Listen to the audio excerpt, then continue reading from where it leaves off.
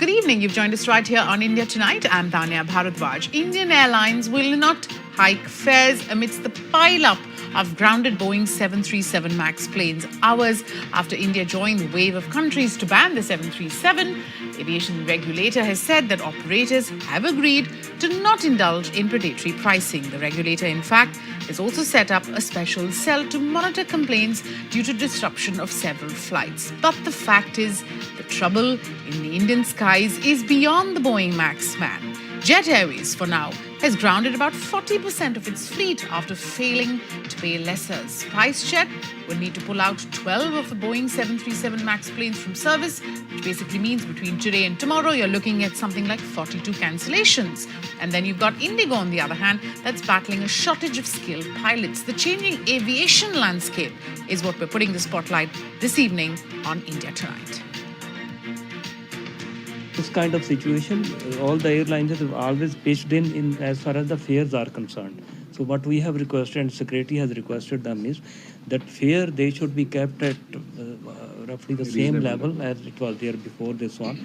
Of course, from today itself and tomorrow onwards, DGCA will be monitoring how the fare movement is there, and wherever there will be need, we will be in touch with and we will talk to the airlines. We have also taken a notum that no aircraft should overfly or come to India or fly outside. So that notum has till 4 that was there. So everybody, even with the international players, they had enough time to adjust to that.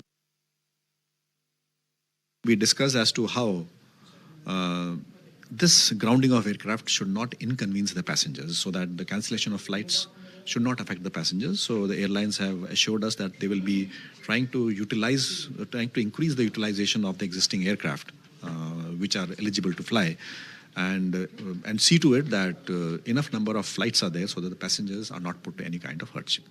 So, sir, how have the airlines promised to keep up with the passenger flow and to raise their number of flights, and also how will they ensure that it will not take a toll on prices and there won't be unfair price surges? Well, we have told them very clearly, and they have also assured us, and the DGCA will be monitoring it. In fact, the DGCA has a special cell which will keep on monitoring wherever these cancellations have taken place. And if it is felt that the prices are beyond permissible limits or unreasonable, then DGCA would intervene. So my last question, by when can we expect these grounded aircrafts to be back in action, or any measures they have to meet to fly again? Well, this is going to be a very technical decision, and a lot of inputs and analysis has to go into it. And DGCA is the right authority, it's under law, which would keep a close watch on the developments and the various inputs received and all. And based on that, they will decide when these planes can fly again. A better understanding really of what's gone down in the last 48 hours. I've got my colleagues Parisha Tyagi, she's joining in from New Delhi, and from here in Mumbai we've got Utkarsh Chaturvedi. Parisha, first let's talk about what was being dubbed as an emergency meeting between the aviation regulator and the aviation secretary and of course airlines. For now, as you heard the DGCA chief say, that fares will be capped. The Aviation Ministry officials held a meeting with all the airlines today, and the primary focus of the meeting was that the grounding of Boeing 737 MAX aircraft should not result in a price hike for passengers. The Aviation Ministry has urged the airlines, and airlines have promised the ministry that they won't increase the passenger price, the airline cost for passengers, and the DGCA will also be monitoring price hikes in the areas where the grounding of Boeing 737 MAX has had maximum impact, and if it finds necessary, the DGA will also intervene. The Aviation Ministry also asked the airlines to come together to compensate for the grounded aircraft, and SpiceJet, which had 12 aircraft from Boeing 737 MAX category should ask other airlines for help in accommodating its passengers if it is not able to manage the passenger flow. Other than that, the aviation secretary also told media today that they will be holding a meeting with Boeing today, with Boeing tomorrow, to discuss what measures should be taken going forward and what corrective actions Boeing should take for the grounded aircraft to be able to fly again. Thank you so much for that. Well, let's take it across to Utkarsh. And Utkarsh is really here to, put it into perspective for us how the skies have changed between today and less than 5 days ago, Utkarsh, when you had the Boeing 737 MAX, taking to the skies. So it's been a turn of fortunes for other 737 MAX. From an aircraft which every carrier wanted in its fleet due to the 15 to 20% better fuel efficiency, to one which nobody wants, at least at this point of time. To understand this, we'll have to see the global airspace on the March 6th morning. And every yellow dot you're seeing on the screen is a 737 MAX. Look at the amount of flights here in China. Look at the amount of aircrafts in India. These are most of the SpiceJet aircrafts here. America, again, being a very big market. And here you have smaller pockets in the Gulf and African region as well. Now, cut to the morning today, and the dots are far and fewer. You had some of the SpiceJet flights which were utilizing the time till 4 o'clock today. There was a couple of flights here. The American carriers were still believing because FAA had not gone ahead and said that they will really ground these aircrafts. Then you have the 4 o'clock picture. And till 4 o'clock, the Indian airspace was clear of them. There was nothing in China, nothing in Gulf at all. The one you are seeing is not a passenger carrier. This is a service carrier. And if you look at the American airspace as well, despite there being any ban on the 737s, you can see that the number of flights which are operating has gone down. Now, let us understand how big is the 737 MAX fleet. If you look at the 737 MAX fleet, at this point of time in operation, you have around 350 carriers. The total number of operators are 54. As we speak at this point of time, there are less than 15 aircraft which are in operation at this point of time, and the number of operators are 4 from US and 1 Air Canada. So that has been a change of fortune from 6th of March till as we speak for the 737 MAX aircraft.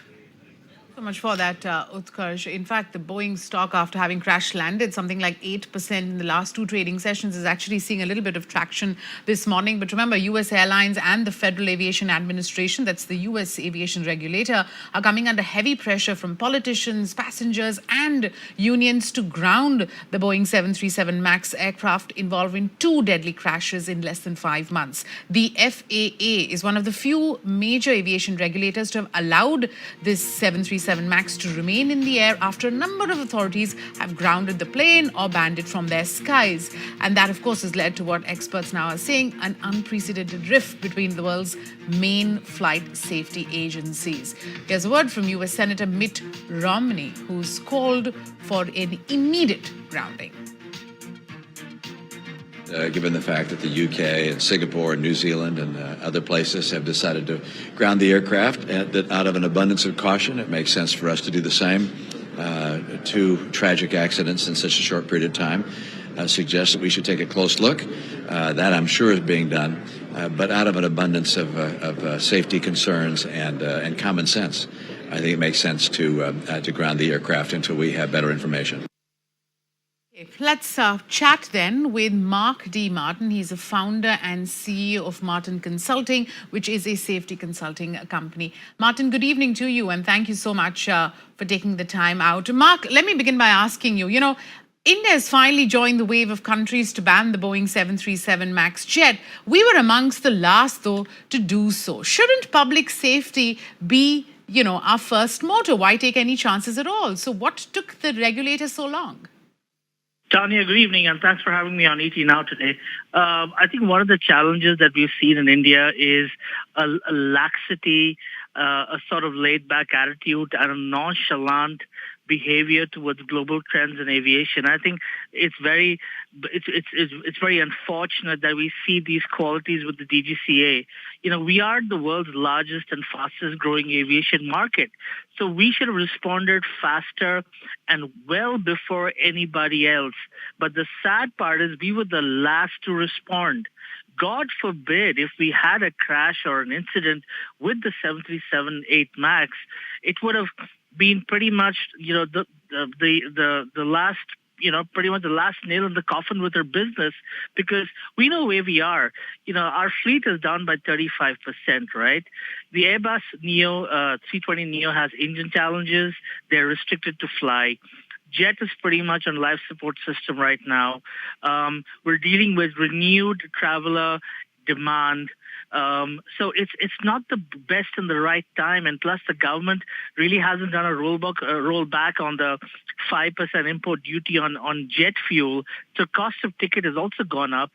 It's not looking good, and I was hoping that the government would step in and at least the DGCA would be more proactive, but sadly they haven't, and that's very disappointing. That brings me to my next question. Since we are talking about, the DGCA being more proactive, at least one of the things it's done today, amidst worries that the pileup of these grounded planes could push up prices, is that they've said that, look, airlines have agreed to not hike fares, but market forces at the end of it determine fares and not regulators. And, just sort of alluding to all the points that you talked about, whether it's, Jet's 30% fleet that's grounded or the lack of, skilled pilots for Indigo, one can only hope that airlines will sort of self-regulate. Is it really fair for the DGCA and even passengers to expect that fares will remain at levels that they are? What you're right, and but I'll caveat that whole question there. Eventually, it's up to the consumer who's willing to pay for that price hike, and we know that the whammy with the last year has been pretty hard on the Indian consumer. It's up to him whether he wants to fly or not, and I hope that he doesn't compare or start going back to rail, because that's going to start affecting our air transport market. Airlines raising fares would be like harakiri. They would pretty much be digging their own grave. So I don't think they'd actually do that. I believe airlines would try and balance out their cost per seat. The yields will be balanced, and I don't see any predatory pricing either. I think these are classic times when the entire industry comes together and tries to remain as one in terms of a service offering. We've seen it before. We've seen it in several of our aviation, especially the negative phases in our industry. So I'm not really concerned about it. I just hope that the consumer is still willing to fly. That's the bigger worry here, because over the last 48 hours, we've seen passengers, call centers up and ask them whether I'm flying on the MAX or not, and that's very distressing, because in 2019, if a traveler has to ask those questions, then I can't understand where does that $11 billion that we spend in improving air safety globally, what has it done? Interesting viewpoint, Mark. My last question then, and as you heard Mitt Romney just say, the pressure is really growing in the US to also ground the Boeing 737. Now, while there's no concrete evidence, similarities between the accidents in Ethiopia and another one, involving the same sort of plane 5 months ago in Indonesia has aroused suspicion that there might be a problem with the jet. You run a safety firm. How soon do you think before Boeing's going to be able to convince, folks around the world that the plane indeed can get back online? Yeah, we're dealing with the whole new aircraft technology, something that we've never seen before. The question in point is a computer system which pushes the aircraft's nose down, because the engines are so powerful that it keeps pushing the nose up. Okay, so I've broken that down in layman's terms. What they need to do in a worst case scenario, I'm hoping that this gets sorted with a software patch, which I believe Boeing is going to release shortly. But in the longer term, if it requires that Boeing redesigns the whole aircraft and realigns the wing or the engine or puts another stabilizer up in the nose or whatever it is, I believe it should be done. You know, the 737 MAX is an outstanding aircraft. It helps lower the cost of ticket. It makes air travel more affordable, more accessible. So the aircraft is a game changer like the A320neo. And every time we bring in new technology, it's how that technology has to be adapted in our environment. And I believe Boeing should get this resolved. In the worst case scenario, even if they have a total design change on the aircraft and have to mod or a modification, then so be it, because that should be a step in the right direction. Thank you so much for taking the time out. Lovely chatting with you, Mark Tanya, Martin. a pleasure always. Thanks so much. Well, let's move on, get you the other big story of the evening.